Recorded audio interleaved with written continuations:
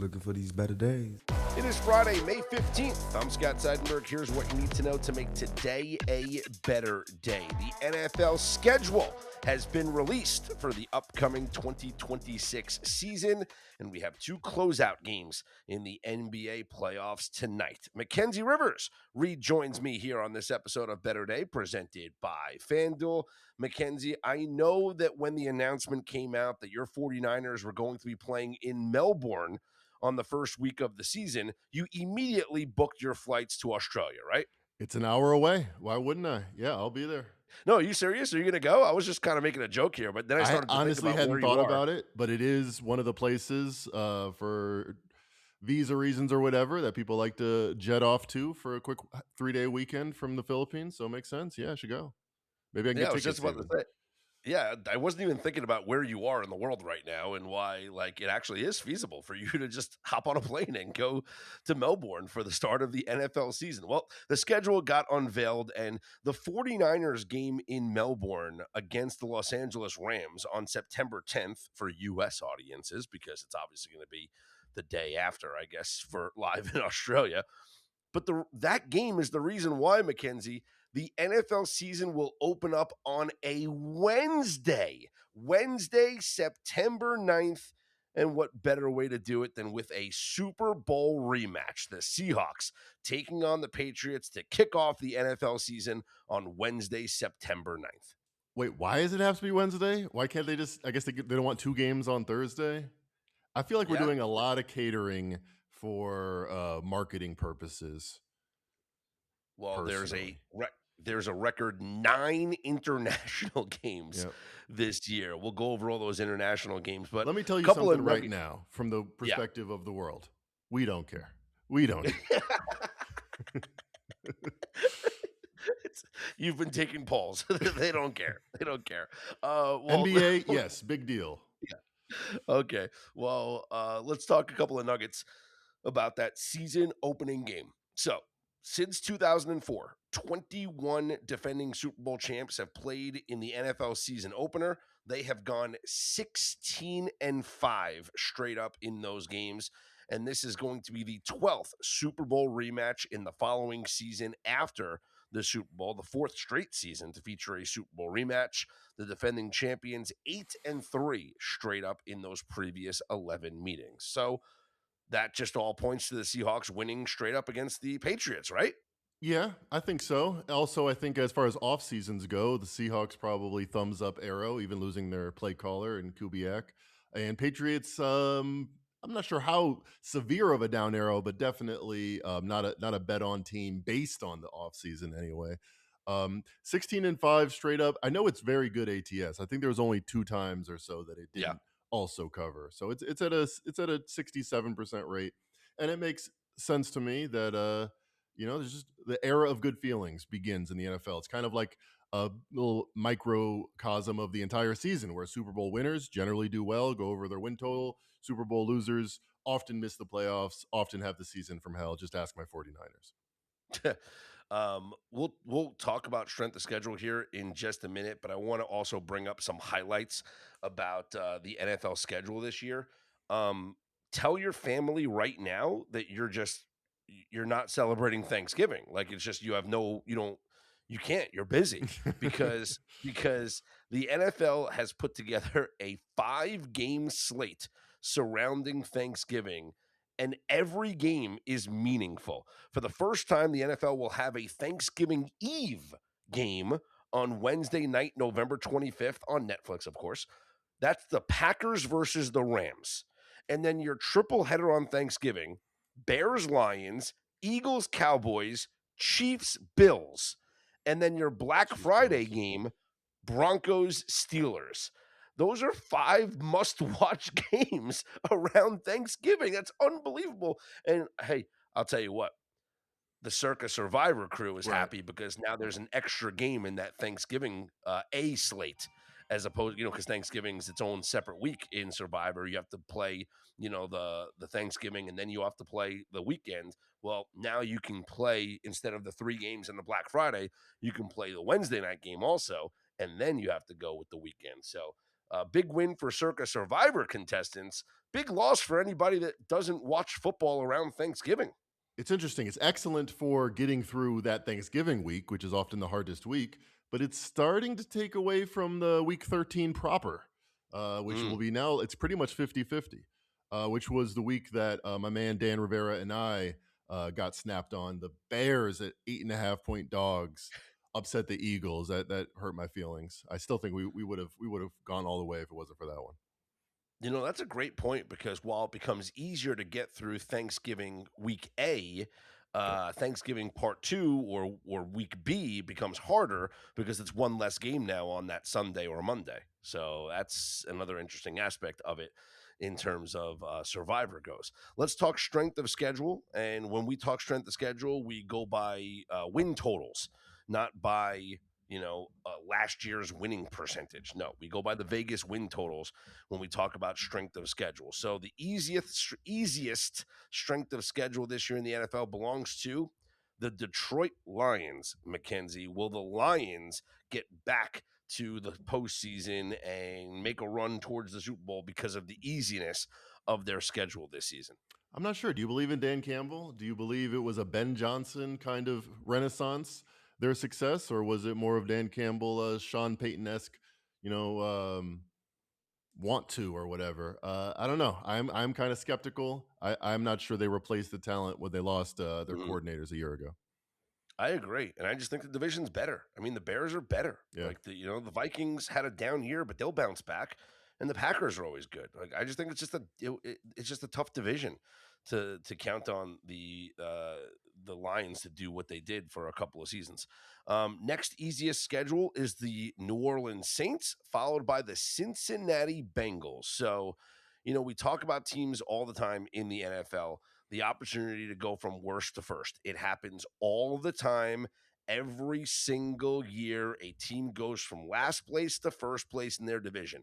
Is this the year the New Orleans Saints go from last place in the NFC South to first place in the NFC I South? think maybe so, and kind of for the opposite reasons why we are skeptical of the Lions' chances. I'm just not sure who you're scared of in that division. I know the Panthers made the playoffs.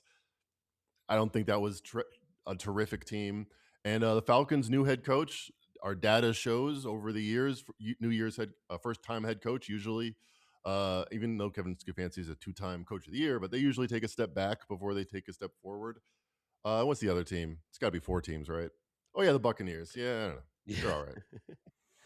It's happened, let's see, two times last year in 2025, and then nothing in 2024. Then it was 23, 22, 21, 20, none in 19, two teams in 2018, two teams in 2017, 2016, 2015, none in 2014, 2013, 2012, 2011, 2010, 2009, 2008, 2007, 2006, 2005, 2004, 2003. So since realignment, it's been what, every year since, except for two or three, that we've had a team that has gone from worst to first Were the in their Bengals? division. The Bengals weren't last year, right? It got to be the They were Browns. not. Okay, No, the Browns were because last. I do But I I'm do just think saying, the Bengals could bounce back, but I think the Saints are probably the best worst to first candidate. yeah. I mean, look, here's your candidates. The Lions. The Lions were also Okay, worst in Lions their are a good division. candidate. Yeah. So Lions are a good candidate, but we just mentioned how tough that division is, right? The Saints, Cardinals, no thanks. Giants, hey, maybe. Harbaugh, right? Raiders, I don't think that's going to happen. Titans, no thanks. Browns, no thanks. Jets. Maybe one day. They're still a team. The most difficult schedule in the NFL as per wins, Vegas win totals, the Arizona Cardinals, followed by the Miami Dolphins, and then Carolina Panthers. So I think we can pencil in maybe the Cardinals to go under their win total this year. Who's their quarterback now? Do they I know? Do mean, we know? I don't So is know. maybe Minshew, maybe probably not Keaton Slovis, maybe Jacoby Brissett. That's what Yeah, I'm saying. Is it Jacoby Brissett or Carson Beck? Like, I don't know. I feel like they're an under. I feel like their win total is an under. I don't care how low it is. Yeah, well, they won 3 games last year. Are they going to be better than that? Probably Yeah, not. they're going to Like, go over 3 games and go under yeah, 5.5. They're going to win 4 games.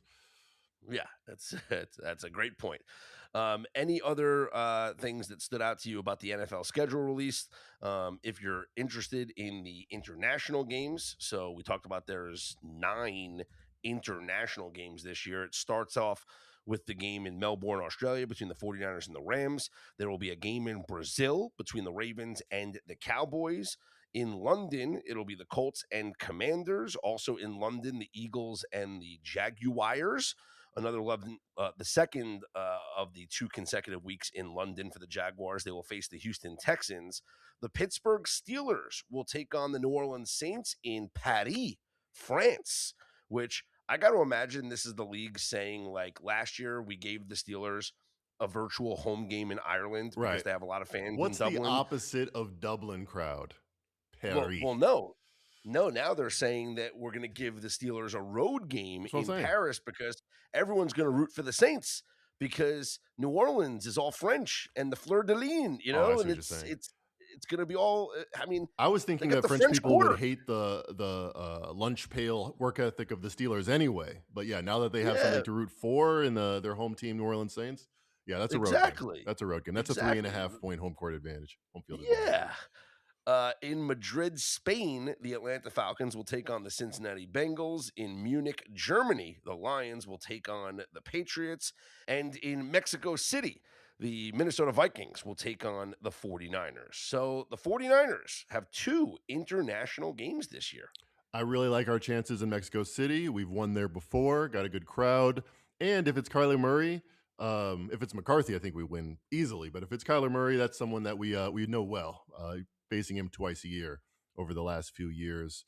Cincinnati Bengals, I haven't seen the spread yet. I know they come up, but I feel like that's a good spot for them against Atlanta. Generally, the weirder the environment, the more I want a veteran quarterback. Provided Joe Mm, Burrow's upright, I really like him to cover. Look, 4.5. Yeah, take that right now over Michael Penix. yeah, no, I like that. That's a good point there. Plenty more, obviously, NFL to come as we progress throughout the weeks, and we're certainly going to have fun with win totals, placing some bets. I know people with the schedule coming out last night have already started to kind of plan out their survivor It entries. begins. So like and of course like there's going to be lines on every game that we're going to obviously try and play some early bets on. I will say this. Week 1 of the NFL season, okay? If we're looking at the first survivor play of the year, the largest spread in week 1 is the Chargers 11.5 point favorites over the Arizona Cardinals. Mm. Is that the auto fire for survivor? Week 1 Chargers over the Cardinals. That's in LA. Yes. It kind of feels like maybe that's a pane of glass you don't put your feet on because, first of all, everyone's going to be on it. And the Chargers have no home court advantage. I feel like Cardinals could win one game next year and it could be the first game. I don't know. I'd have to look at it. That's not an auto fire for me. That just doesn't sound like Chargers week 1 sounds kind of wonky to me. Yeah, I'd I rather take don't them as think like 6.5 point favorites in week 14 or something on the okay. road. All right. Yeah. One last thing about the Jaguars schedule, Mackenzie. This is the last year that they are playing in Jacksonville, at least for a couple of years, because or maybe 1 or 2 years. They're going to be playing in Orlando in 2027 because the stadium in Jacksonville is undergoing a $1.4 billion renovation. So actually, this year, I'm very curious to see, do the Jaguars have more of a home field advantage because the seating capacity this year for Jaguars home games is going to be about 42,000. So you're thinking it's going to be the same number of people because they've never had the biggest crowds, but just Yes, condensed like Duke, like condensed, yeah, condensed, above closer to everybody. the field, closer to the field. It'll feel like a packed stadium instead of like an empty cavernous stadium. Much like the I'm Chargers, curious. they've generally not had a home field advantage. So yeah, Yeah, maybe this is the first year that they do. When they go to maybe. Orlando, though, it's been a pretty good fade. Whether it's the Sacramento Athletics or the Tampa Bay Raptors or the LA slash Rancho Cucamonga Chargers, I feel like that's a fade candidate whenever they're in such silly places. No, that's a great point. All right, that'll conclude the NFL conversation. Let's turn our focus to the NBA, where we have two potential closeout games tonight. Now, at McDonald's, wake up to a $4 breakfast meal deal.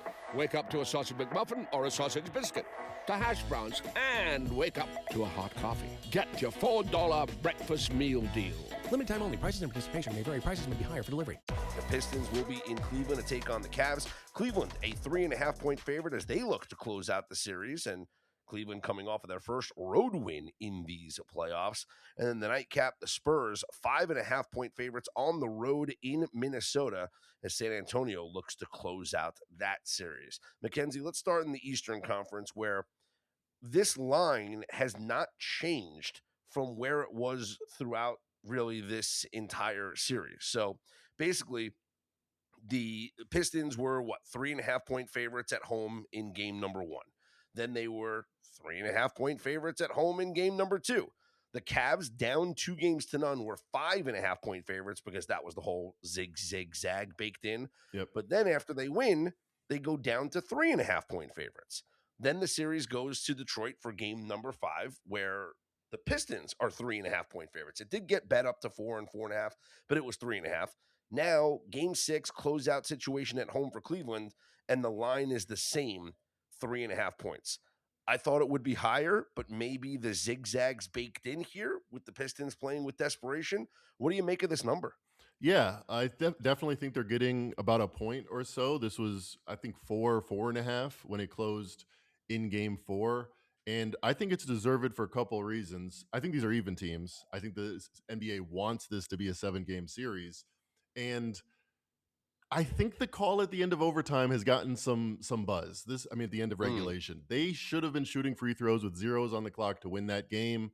The 2-minute report admitted it, although that doesn't help anybody. I feel like they got JB Bickerstaff was very incensed about the bad whistle they got in game 3, in game 4. Well, the league kind of wanted the Cavs to win those games. Now I think the league is neutral or wants the Pistons to push this to a game 7.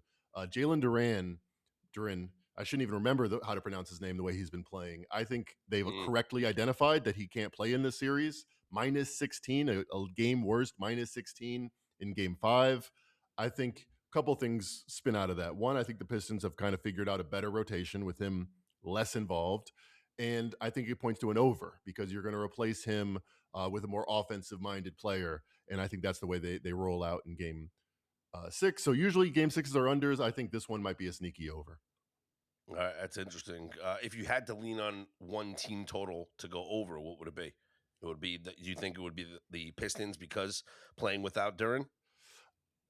If I had to pick one team total, I think the Pistons win the game.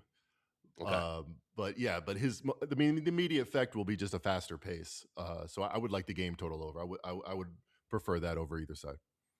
All right, I'm going to give you a best bet right now in the Eastern Conference. Impromptu best bet from the red hot Scott Seidenberg.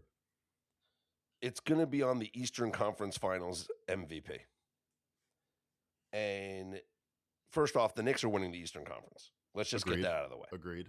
The Knicks right now up on FanDuel -230 to win the Eastern Conference, but that's because we don't know their opponent just yet. But they should be favored over either Cleveland or Detroit. Now, I have a feeling that if Detroit wins if Detroit wins tonight and then wins again in Game 7, the Pistons will open up as a short favorite over the New York Knicks. And if that's the case, we're going to hammer the New York Knicks. They shouldn't be. Homer Road, Knicks should be favored. Exactly. The Knicks will be favored over the Cavs, though, if the Cavs close out this series tonight. But the Knicks should be favored over both of them. It doesn't matter. The bet to make right now is Karl-Anthony Towns to win Eastern Conference Finals MVP at 10-1 up on FanDuel. Jalen Brunson's obviously the favorite, right? Because he's the highest scoring player, but he's -155, Mackenzie. Think about how ridiculous that is. He's -155. I get it. Brunson's going to score 26 to 30 points a night and lead the Knicks. But what Karl-Anthony Towns has done in these playoffs, becoming Point Towns, right? We've been cashing on his assist prop every single game. I can't wait to see how high they list it for game 1 of the Eastern Conference Finals, especially because now newspapers are writing articles about how Towns is being the leading assist man, right? The Knicks made a change, and I've mentioned this several times on this podcast before. The Knicks, after dropping that second game to the Atlanta Hawks, made a shift in how they run their offense. And they have started to run their offense through their big man, Karl Anthony Towns, and he has become the facilitator on this offense. Since that game 3 loss to Atlanta, Towns has racked up 10 assists, 6, 10, 6, 7, 7, and 10. If he continues to do that in the Eastern Conference Finals while also chipping in close to 20 points per game, Karl Anthony Towns is going to be the MVP of the Eastern Conference Finals. He's 10-1 right now up on FanDuel. Those odds will shorten up once we know like what team the Knicks are facing. But I think that's the play that you have to make right now. I think the narrative helps that a lot. Much like Jaylen Brown, kind of the 1A of that team for a long time. I think the writers naturally like to elevate him. And if you talk about what makes the Knicks different from the real swoon that they fell into after they won the in-season cup, was Karl Anthony Towns' play. And we talked about it all year on this podcast. He wasn't very active. Well, maybe Mike Brown had a master plan in mind, thinking he's going to shoot less than he ever has before. But his touches per game are way up from the regular season. And he's shooting 50, 40, 90. He's averaging twice as many assists. So if this was their grand plan to see how you work into the offense, not as the main scorer, it seems to be working now. So yeah, minus 155 and they're minus 230. Yeah, that's like 75% that Jalen Brunson wins. I think that is kind of high. It's way too high, especially when you can get Towns at 10-1 right now. Let's go to the Western Conference. Tonight, the San Antonio Spurs will look to close out the series against the Minnesota Timberwolves. San Antonio, 4.5-point favorite up on FanDuel right now. Total 218.5. Spurs just look too strong right now, Mackenzie. I don't want to bet against them, even though they're on the road tonight. I don't want to bet against them. Yes. So this is a bump up of about a point or a half a point from game 3. And I think it's deserved. I think it's hard to find value when you're paying more than you were in a similar game. But I think they figured out the Timberwolves offense. And I do think the Spurs advance here. Any first quarter leans for these games? Because we have been crushing the first quarters up on betterday.com. There's no trends that apply here because the teams that are coming off of the straight up loss are both the dogs. So the trend that I love playing is when you have the team coming off of the straight up loss and they're favored in the next game. That's where we back that team in the first quarter. But the Cavs are the favorite here tonight. The Spurs are the favorite here tonight. So I don't know if I necessarily want to back the Pistons or the Timberwolves in the first quarter. I think if I had to choose one of them, it would be the Pistons in the first quarter, not the Timberwolves. Spurs, I kind of like in the first quarter. They've been the number 1 ATS first quarter team. And you just get the most Wemby minutes you're going to get. He's going to play 10 of those first 12 minutes. His plus minus in this series and throughout the season has been incredible. Game 3, they won the first quarter by a point. Game 4, I think they also won it. Even being in we Minnesota. had that. We had it in game 4, 34-30, I think it was. Yep. Yeah, it was. Yeah, because that was the Wemby revenge game. Yeah, I would continue rolling with that. We bet Wemby over 6.5 points in the first quarter in that game, the Wemby revenge game. And he scored 18 points in the first quarter. 18 of his 27 in the first quarter. Not bad. Unbelievable. I wish we would have laddered that thing. Too bad. I mean, the books don't let you do that stuff, or most of them don't. I'm going to get the tip. Yeah. First bucket to KG. Yeah. Let me get Celtics to win the tip. Okay. Garnett to go over his points, rebounds, and assists. And the Celtics to win the first half and the Celtics to cover. No, actually, it was only a 3-leg parlay, actually. It was, and we're talking about Uncut Gems, by the way, if anybody doesn't know, which was the birth of the same game parlay, by the way. Like, really? Tell me I'm wrong. I mean, tell me I'm wrong. It coincides pretty perfectly with the same game parlay, that movie coming out. Like no books had same game parlays before. Like when he told Mike Francesa the bet, right? And by the way, Francesa playing the bookies is hilarious there. But like, I remember watching that going like, thinking you can't bet that. That's not a real bet. That doesn't exist. You can't parlay that. Like, that's just not real. You can't parlay that. And now you can. Yeah, the books were like, well, maybe if we change the prices a bit, we can provide this offering. Yes. Yeah. Uncut Gems was the birth of the same game parlay, but it was only a 3-leg parlay. It was the Celtics to win the opening tip. It was Garnett to go over his points and rebounds, right? Or his PRA, but it might have been just points and rebounds. And then the other one was, I guess, the Celtics money line. Yeah. So like it was really only a 3-leg parlay that wasn't that crazy. Like when we look back on it, like I remember at the time Right. watching that being like, You still oh, can't bet that's the silly. tip. I haven't seen a parlay with the tip, but No, yeah. no. It used to, But like, you can't ladder things. You can't bet things that are that correlated. Everyone that bet for a Yeah. living that's how we responded to that. And then they said, well, maybe you can't. yeah.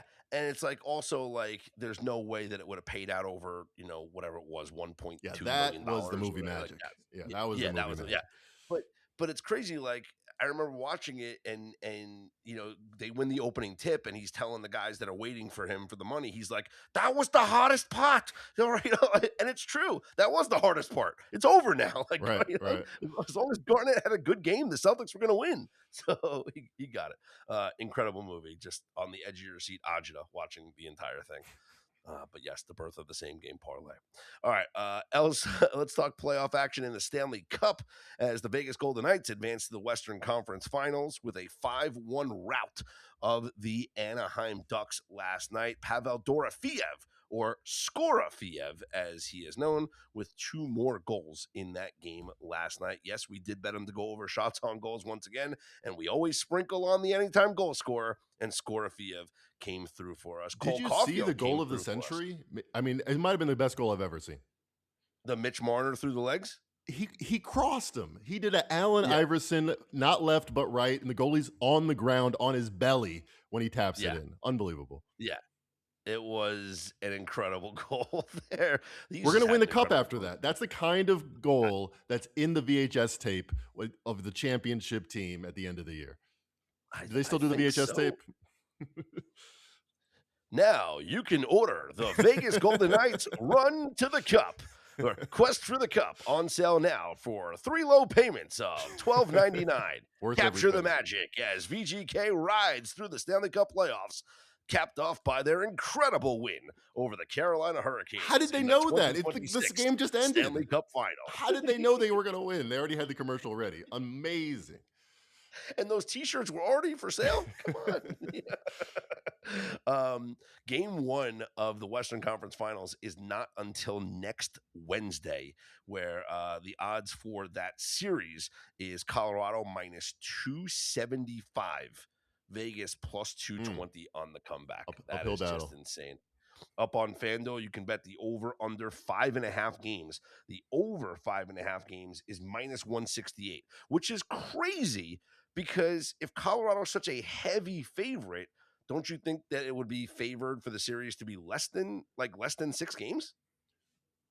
It's hard to imagine. If you like the Knights, you got to like the minus 155 on the over. They're not gonna. Yes. It's only gonna be one way if it's the under. Yes, it's only going to be 4-0 Colorado, yes. And then the other game last night, I mentioned Cole Caulfield came through us with a goal. The Canadiens doubled up the Sabres 6-3 as they take a 3-2 series lead. They can close out the series tomorrow on home ice, Montreal, a minus 156 favorite. That'll wrap up this episode of Better Day. For your Major League Baseball content, make sure that you tune in to Off the Board. Colby Marchio and Jake Hassan will be streaming their podcast up here on the Better Day podcast feed. It will be posted later on today here on Friday, but it'll be live, streaming live. That's right. We do it live on the Better Day YouTube and the Better Day Twitter page. So make sure you guys tune in. They will be previewing the entire board of Major League Baseball for tonight, as well as some weekend games. I'm sure Jake has some college baseball games that he's interested in as well. Don't forget, you can follow us across all of your social media platforms. For Mackenzie Rivers, I'm Scott Seidenberg. Here's hoping you make today and every day a better day.